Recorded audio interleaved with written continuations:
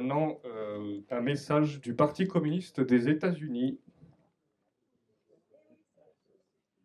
Oui, ça existe. Il y en a même plusieurs.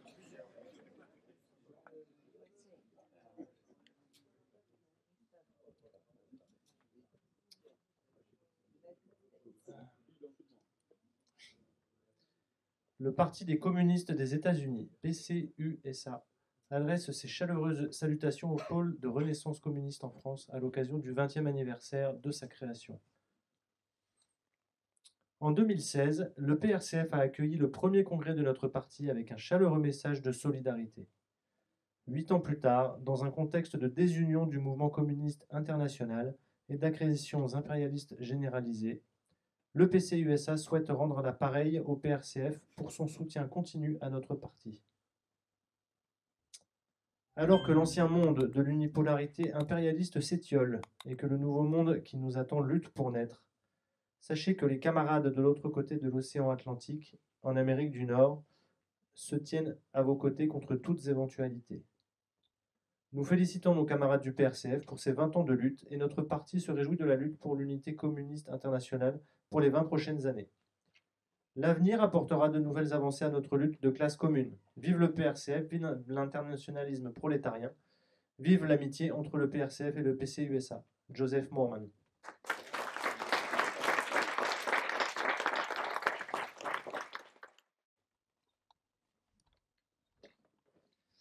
J'enchaîne avec le message du DKP, Deutsche Kommunistische Partei.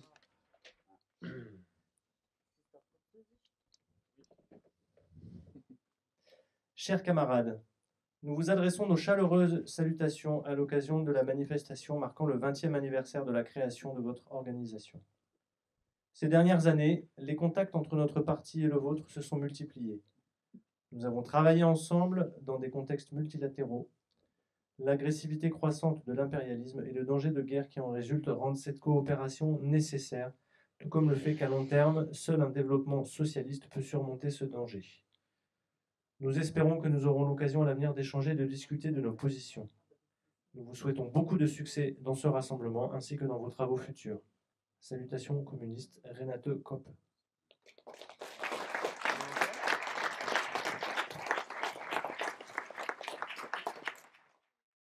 Maintenant, nous voudrions appeler à la tribune notre camarade et ami Bruno Drewski. Merci pour les applaudissements.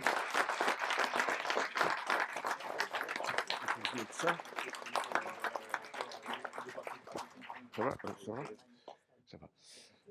Oui, bonjour camarades, et donc je remercie beaucoup le PRCF pour cette invitation en mon nom et au nom de l'Association nationale des communistes qui a des relations depuis longtemps, de longue durée fraternelle avec le PRCF, et nous menons des accords, des activités au quotidien de coordination, en particulier sur le terrain international et dans le cadre de la plateforme mondiale anti-impérialiste.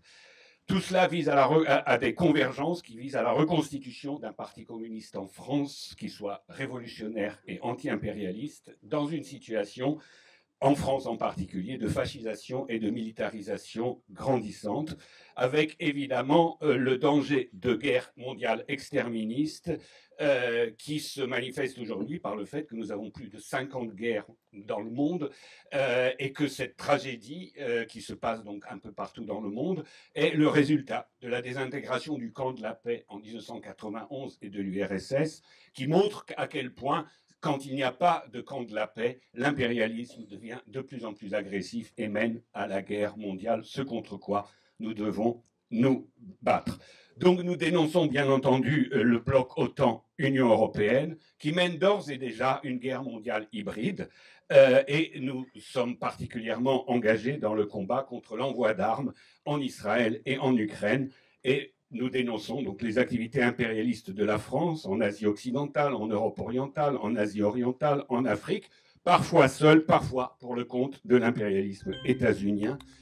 Nous mentionnons aussi ici, nous voulons mentionner en particulier ici les droits des peuples de Kanaki et de Martinique qui sont en ce moment même bafoués par le gouvernement Macron, et nous voulons témoigner de notre solidarité avec tous les peuples victimes des guerres d'agression, des blocus, des sanctions et je citerai quelques-uns: la Palestine, le Liban, le Donbass, la République démocratique du Congo, Cuba, le Venezuela, la Syrie, l'Iran, le Soudan, le Yémen, la Corée démocratique.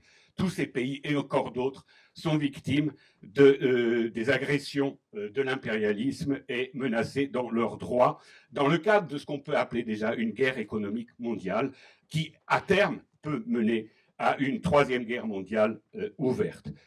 Nous voulons souligner l'importance du droit des peuples à l'autodétermination et à la souveraineté, et nous voulons rappeler dans ce contexte-là que c'est aux peuples eux-mêmes de choisir leurs formes de résistance auxquelles ils ont droit, et ce n'est pas à des pays étrangers de juger quelle forme de résistance est légitime ou pas.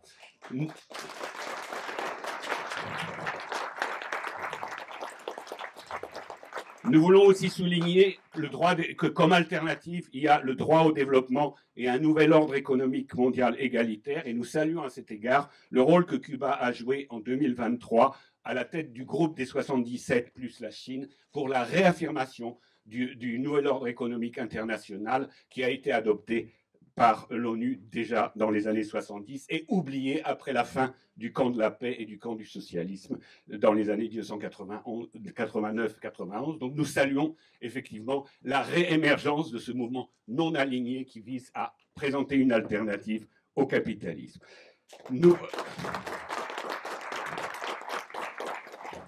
Alors nous constatons évidemment dans le monde différents pôles de tension, la Palestine, le Liban, l'Ukraine, l'Asie orientale, le Sahel et d'autres pays africains. Tout cela est évidemment dû en grande partie à cause de la baisse tendancielle des taux de profit qui pousse le complexe militaro-industriel à la guerre et jusqu'à la guerre mondiale et la politique d'exterminisme.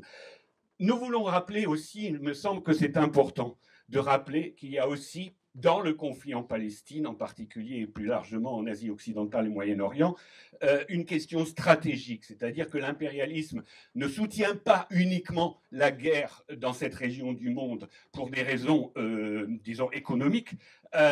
Il y a des raisons stratégiques qui viennent de très loin. Il faut savoir que le plan sioniste a été formulé au début du 19e siècle par le Premier ministre britannique Palmerston. Il n'avait donc rien à voir avec la judéité au départ. C'était tout simplement un plan qui visait à diviser en deux, à couper en deux, à créer un poignard divisant en deux le monde arabe et empêchant les convergences afro-asiatiques qui auraient menacé l'impérialisme américain et qui évidemment, l'impérialisme britannique à l'époque, et qui évidemment a été repris par l'impérialisme américain. Et donc le soutien de l'impérialisme occidental et particulièrement américain à Israël est aussi dû à ce désir d'empêcher la convergence des peuples arabes et la convergence afro-asiatique qui représente le danger mortel pour l'impérialisme puisqu'il s'agit de développer le mouvement des non-alignés, ce que l'on appelle aujourd'hui le Sud global, en solidarité avec la lutte de tous les peuples. Et donc il faut bien analyser, je pense, et je terminerai là-dessus, le fait que les guerres sont dues à des causes économiques, mais aussi elles ont un aspect géostratégique. Et c'est pour ça que la lutte du peuple palestinien est absolument fondamentale. C'est pour ça que nous sommes tous des Palestiniens.